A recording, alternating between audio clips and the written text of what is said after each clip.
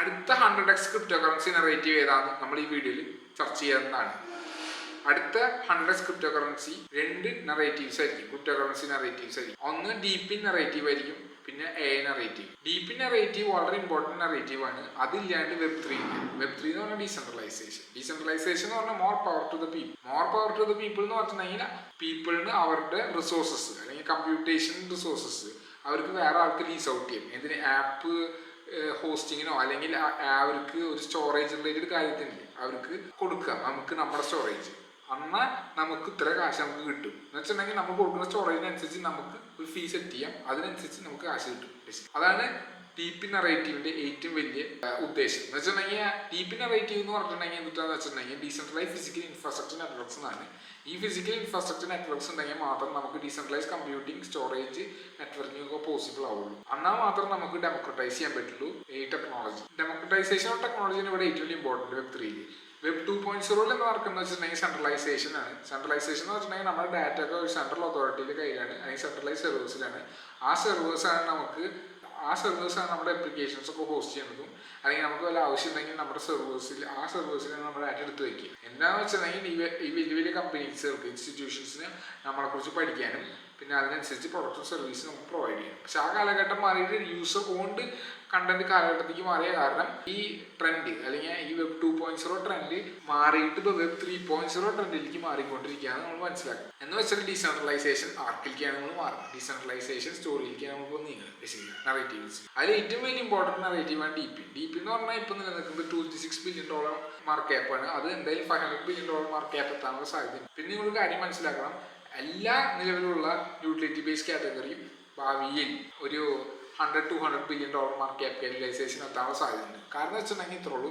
നിലവിലുള്ള മീം coin mark capitalisation എടുത്ത് നോക്കുകയാണെങ്കിൽ $56 ബില്യൺ ഉള്ളൂ. അല്ലെങ്കിൽ ഓവർ ടൈം ഹൈ എടുത്ത് നോക്കുകയാണെങ്കിൽ $100 ബില്യൺ ഉണ്ടാവും. അതെന്തായാലും വെട്ടിക്കും എല്ലാ utility base categories over the long run. Second എന്ന് വെച്ചിട്ടുണ്ടെങ്കിൽ AI ആണ്. AI base category utility base കാറ്റഗറിയുടെ പ്രത്യേകത എന്ന് വെച്ചിട്ടുണ്ടെങ്കിൽ അതിനും വലിയൊരു ഇമ്പോർട്ടൻസ് ഉണ്ടാവും ഭാവിയിൽ. AS സർവീസൊക്കെ ഭയങ്കര ഉപകാരപ്രദമാവും കുറേ ഡെവലപ്പേഴ്സിനൊക്കെ. അവർക്ക് AI ബാക്കിയുള്ള ഡെവലപ്പേഴ്സ് ഉണ്ടാക്കിയ AI റിലേറ്റഡ് പ്രൊഡക്ട്സ് ബാക്കിയുള്ളവർക്ക് ലീസ് ഔട്ട് ചെയ്യുകയാണെങ്കിൽ റെൻ്റ് ഔട്ട് ചെയ്യുകയാണെങ്കിൽ അവർക്ക് അത് ഉപയോഗിച്ചിട്ട് അവർക്ക് അവരുടെ അപ്ലിക്കേഷനിൽ അവർക്ക് ഇൻറ്റിഗ്രേറ്റ് ഒക്കെ ചെയ്യാം. ബേസിക്കലി അത് ഭയങ്കര ഉപകാരപ്രദമാവും അവർക്ക്. അതുകൊണ്ട് AI നമ്മൾ നോക്കണം. പക്ഷേ AI ഇതുകൊണ്ട് കാരണം എന്നല്ല അത് കയറാൻ പോണത്. അത് ഞാൻ മനസ്സിലാക്കണം. അത് ഹൈപ്പ് കാരണം കൊണ്ടാണ് $100 ബില്യൺ $200 ബില്യൺ മാർക്ക് ക്യാപ്പ്. പക്ഷേ DP മാർക്കറ്റ് എനിക്ക് തോന്നുന്നു DP utility category $1-2 trillion mark capitalisation കാണുന്നുണ്ട് ഞാൻ ഭാവിയിൽ.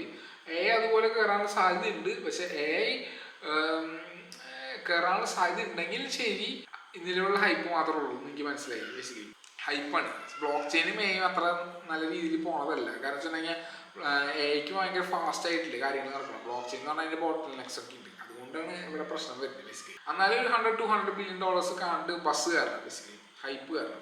നിങ്ങൾ മനസ്സിലാക്കും, ബാക്കി എല്ലാ യൂട്ടിലിറ്റി കാറ്റഗറിയും അതുപോലെ കയറിയെന്ന് വരും. ബേസിക്കലി ഒരു $100-200 ബില്യൺ $500 ബില്യൺ മാർക്ക് ക്യാപിറ്റലൈസേഷൻ. അപ്പോൾ നിങ്ങൾ എന്താ മനസ്സിലാക്കുന്നത് വെച്ചിട്ടുണ്ടെങ്കിൽ നിങ്ങൾ എപ്പോഴും കമ്പയർ ചെയ്യുക മീം കോയിൻ മാർക്ക് ക്യാപിറ്റലൈസേഷൻ വെച്ചിട്ട് ബാക്കി യൂട്ടിലിറ്റി ബേസ് കാറ്റഗറീസ്. അന്ന് നിങ്ങൾക്ക് നല്ല കാശ് ഉണ്ടാക്കാൻ പറ്റും. അത്രേ ഉള്ളൂ. പിന്നെ നിങ്ങൾ മനസ്സിലാക്കേണ്ട ഒരു കാര്യം എന്ന് വെച്ചിട്ടുണ്ടെങ്കിൽ ഞാൻ ഫണ്ടമെന്റലിസ്റ്റ് ആണ്. ഫണ്ടമെന്റലിസ്റ്റിന്റെ പ്രത്യേകത എന്ന് വെച്ചിട്ടുണ്ടെങ്കിൽ ഞാൻ ഒരിക്കലും എനിക്ക് മനസ്സിലാക്കാത്ത പ്രൊഡക്റ്റിലൊന്നും ഞാൻ ഇൻവെസ്റ്റ് ചെയ്യില്ല. എനിക്ക് മനസ്സിലാക്കാൻ പറ്റുകയാണെങ്കിൽ മാത്രമേ ഇൻവെസ്റ്റ് ചെയ്യുള്ളൂ. എനിക്ക് അത്രയൊക്കെ മനസ്സിലാക്കാൻ പറ്റുകയാണെങ്കിൽ ഞാൻ അതിൽ ഇൻവെസ്റ്റ് ചെയ്യും. കാരണം എനിക്ക് റിസ്ക് മിറ്റിഗേഷൻ നടത്തണം. അത് കാരണം റിസ്ക്കും റെക്ലെസ്നെസ്സും തമ്മിലുള്ള വ്യത്യാസം തൊട്ടുണ്ട്. റിസ്ക് എന്ന് പറഞ്ഞിട്ടുണ്ടെങ്കിൽ നമുക്ക് കാൽക്കുലേറ്റഡ് ആയിരിക്കും. റെക്ലെസ്നെസ് എന്ന് പറഞ്ഞാൽ കണ്ണടച്ച ഒരു പ്രൊജക്റ്റിൽ ഇൻവെസ്റ്റ് ചെയ്യുക, ഒരു പ്രതീക്ഷിക്കുകയാണ് ആ പ്രൊജക്റ്റ് നമുക്ക് കണ്ടവനും കാശുണ്ടാക്കി തരുന്നത്.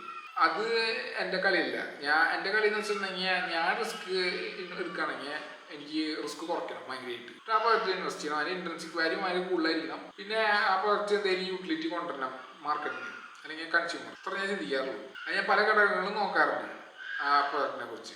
അത് അവർ ബെയർ മാർക്കറ്റിലും ബുൾ മാർക്കറ്റിലും ഒരേപോലെ ബാലൻസ്ഡ് ആയിട്ട് വർക്ക് ചെയ്യുന്നുണ്ടോ ഒക്കെ ഞാൻ ചെക്ക് ചെയ്യും. അല്ലെങ്കിൽ അവരെന്തെങ്കിലും പ്രത്യേക രീതിയിൽ മാർക്കറ്റിൽ കാണാത്ത രീതിയിലുള്ള പ്രോബ്ലംസ് അത് സോൾവ് ചെയ്യണ്ടോ ബേസിക്കലി അതൊക്കെ ചെക്ക് ചെയ്തിട്ടാണ് ഞാൻ ഇൻവെസ്റ്റ് ചെയ്യാറുള്ളത്. അതാണ് നിങ്ങളും ചെക്ക് ചെയ്യേണ്ടത് എൻ്റെ അഭിപ്രായം. എന്ന് വെച്ചിട്ടുണ്ടെങ്കിൽ നിങ്ങൾ മനസ്സിലാക്കണം, മീം കോയിൻ മാർക്ക് ക്യാപിറ്റലൈസേഷൻ ഷോർട്ട് ടേമിൽ ഭയങ്കര രീതിയിൽ കയറിയിരിക്കും. പക്ഷേ ലോങ് ടേമിൽ അവർ പരാജയപ്പെടും. അപ്പോൾ ഈ കോയിനുകളായിരിക്കും എപ്പോഴും കുതിച്ച് കയറാം. അപ്പോൾ നിങ്ങൾ ഒരിക്കലും പൊതുജനത്തിൻ്റെ അഭിപ്രായം ഉൾക്കൊള്ളരുത്. നമ്മളെപ്പോഴും റയറായിട്ടുള്ള അഭിപ്രായങ്ങളില്ലേ നമ്മൾ സ്വീകരിക്കാൻ പഠിക്കണം. പൊതുജനം പറയണത് ചിലപ്പോൾ ഒരു മെയിൻ സ്ട്രീം അഭിപ്രായമായിരിക്കും.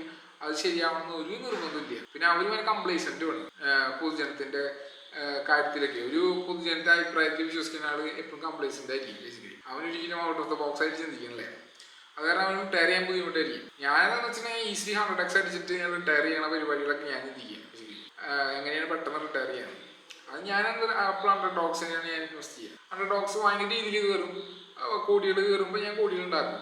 അപ്പോൾ ഞാൻ ഹാപ്പി. അത്ര ഞാൻ ചിന്തിക്കാറുള്ളൂ, അത്രേ. പിന്നെ നിങ്ങൾ block chain based social media application ഉണ്ടാവുമെന്നൊക്കെ ചോദിച്ചിട്ടുണ്ടെങ്കിൽ എനിക്ക് തോന്നുന്നില്ല അങ്ങനെ കില്ലർ ആപ്ലിക്കേഷൻ ഇല്ല എൻ്റെ ഉള്ളിൽ വരാൻ സാധ്യത. കാരണം വെച്ചിട്ടുണ്ടെങ്കിൽ ബ്ലോക്ക് ചെയിൻ ഇൻഹെറന്റ്ലി അതിൻ്റെ ബോട്ടിൽ നെക്സ് ഒക്കെ ഉണ്ട്. ആ ബോട്ടിൽ നെക്സ് ഒക്കെ നോക്കി വരികയാണെങ്കിൽ ഈച്ച് മെസ്സേജിന് ഒരു ട്രാൻസാക്ഷൻ ഫീ അസോസിയേറ്റ് ചെയ്തിട്ടുണ്ടെങ്കിൽ ആൾക്കാർക്ക് ഒരു വൃത്തിയുടെ ഫീലിംഗ് കിട്ടും. എന്ന് വെച്ചിട്ടുണ്ടെങ്കിൽ അവർക്ക് കാശ് എന്ന് പറഞ്ഞ സാധനം തന്നെ സോഷ്യലൈസേഷനിൽ വരാൻ പാടില്ല അവർക്ക്. എന്ന് വെച്ചിട്ടുണ്ടെങ്കിൽ അവർ അത്രയും സ്മൂത്ത് ആയിരിക്കണം, അവർക്ക് അത്രയും ഫ്രീ ആയിട്ടിരിക്കുന്ന ഒരു കാര്യങ്ങളൊക്കെ ഡീൽ ചെയ്യേണ്ടത് സോഷ്യൽ മീഡിയ ആപ്ലിക്കേഷൻ. അപ്പോൾ കാശ് അതിലെടുത്ത് എന്താണ് ഏറ്റവും നല്ലതെന്ന് ഞാൻ വിശ്വസിക്കുന്നത്. ചിലവരൊക്കെ ചെയ്യാന്ന് വെച്ചിട്ടുണ്ടെങ്കിൽ നെറ്റ്വർക്കിംഗ് കോസ്റ്റ് അവർ തന്നെ കവർ ചെയ്യണം. അപ്പോൾ ആ മെസ്സേജ് ചെയ്യണ ഫീ ഒന്നുമില്ല, നെറ്റ്വർക്കിംഗ് കോസ്റ്റ് കവർ ചെയ്യണ ഫീ ഒന്നും അവർ ഫീൽ ചെയ്യണം യൂസേഴ്സിന്റെ മുകളിൽ ഒരു ട്രാൻസ്ഫർ ചെയ്യുക. അതിന് പകരം അവർ തന്നെ ഏറ്റെടുക്കുക. പക്ഷെ അത് എത്ര കാലം ഏറ്റെടുക്കാൻ പറ്റുമെന്ന് എനിക്കറിയില്ല. എന്തായാലും കാശ് ഒരു ഘടകമാണ് അതിൻ്റെ ഉള്ളിൽ. എന്താ വെച്ചിട്ടുണ്ടെങ്കിൽ ഈ കാശ് വെച്ചിട്ടാണ് ഇവർ മെസ്സേജസ് ഒക്കെ അയക്കുന്നത്. പ്രൂഫ് ഓഫ് സ്റ്റേക്ക് മെക്കാനിസം ആണെങ്കിലും proof of delegated staking mechanism ആണെങ്കിലും അവർ എത്ര കാശൊക്കെ സ്റ്റേക്ക് ചെയ്യണം എന്നൊക്കെ ഉണ്ട്. അതൊന്നും യൂസറിന് ഇഷ്ടമാവാൻ സാധ്യതയില്ല. കാരണം വെച്ചാൽ നമ്മൾ ഫേസ്ബുക്കിലോ മറ്റേക്ക് കയറുമ്പോൾ നമ്മൾ എന്താ ചെയ്യുന്നത്, നമ്മൾ ഡയറക്റ്റ് മെസ്സേജ് ചെയ്യാം. പക്ഷെ എന്നാലും നമ്മൾ ശരി ഭാവിയിൽ നമ്മൾ ഈ സെൻട്രലൈസ് അതോറിറ്റിക്ക് ത്രെറ്റ് ആവും. ഒരു ഭാഗത്തെ എല്ലാ കാര്യത്തിലും അവർ ഔട്ടാവും ഗെയിം ബേസിക്കലി. അപ്പോൾ നിങ്ങൾ വിചാരിക്കും അതൊന്നും ഔട്ടാവില്ല, അവർ കാലങ്ങളോളം ഉണ്ട്, അവർ കാലങ്ങളോളം നിൽക്കുക. അതാണ് എല്ലാവരും പറയാം ബേസിക്കലി. കംപ്ലൈൻസിൻ്റെ എല്ലാ ആൾക്കാരും പറയാം ഫേസ്ബുക്ക് ഗൂഗിളൊക്കെ ഉണ്ടാവും. പക്ഷെ അവർ ഒറ്റയടിക്ക് ഔട്ടാവും, വൈപ്പ് ഔട്ടാവും. നമ്മൾ ചിന്തിച്ചും കൂടി ഉണ്ടാവില്ല. നമ്മൾ ഓർക്കൂട്ട് ഉണ്ടെന്ന് പറഞ്ഞു കുറച്ച് കാലത്തെ ടൈം സ്പാൻ ഉണ്ടായിരുന്നു, അത് കഴിഞ്ഞ് അവരും പോയി ബേസിക്കലി. യാഹു ഉണ്ടായിരുന്നു, യാഹു ഇടിഞ്ഞു പോയി. കുറച്ച് കാലത്തുണ്ടായി, അത് നമ്മളിപ്പോൾ കംപ്ലൈൻസിൻ്റെ വരുന്നത്. അവരൊക്കെ ഡൗണും. നമ്മൾ നമ്മുടെ രീതിയിൽ ഔട്ട് ഓഫ് ദ ബോക്സിൽ നമ്മൾ കാര്യങ്ങളില്ലേ ഓരോ സാധനങ്ങളൊക്കെ ചിന്തിച്ച് നമ്മൾ അതിൽ ഇൻവെസ്റ്റ് ചെയ്യും. നമ്മളെ അതൊന്നും കണ്ടമാനം കാശുണ്ടാക്കുന്നു, അത്ര നമ്മൾ ചിന്തിക്കണം. ആൾക്കാർ അവരുടെ രീതിയിൽ ചിന്തിച്ചുകൊണ്ട് അവർ പണിയെടുത്തിട്ട് അവരിഷ്ടമുള്ള പോലെ അവരിപ്പോൾ പറയും സ്കാമാണ് മറ്റേതാണ് മറിച്ചതൊക്കെ അവരവരുടെ രീതിയിൽ അഭിപ്രായം.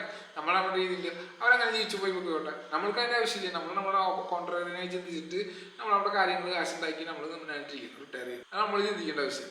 നമ്മൾ കാര്യം മനസ്സിലാക്കണം. Hard work is not physical to result. Hard work is not proportion to result. അത് നിങ്ങൾ മനസ്സിലാക്കണം. നമ്മൾ ഏറ്റവും കുറവ് വർക്ക് എടുത്തിട്ട് ഏറ്റവും കൂടുതൽ ഔട്ട്പുട്ട് ഉണ്ടാക്കാൻ നമ്മൾ ചിന്തിക്കേണ്ടത്. അത് നമ്മൾ മനസ്സിലാക്കേണ്ടത്. അത് ഞാൻ 0 വർക്ക് 100% ഔട്ട്പുട്ട് എന്ന് ഞാൻ ചിന്തിക്കുക.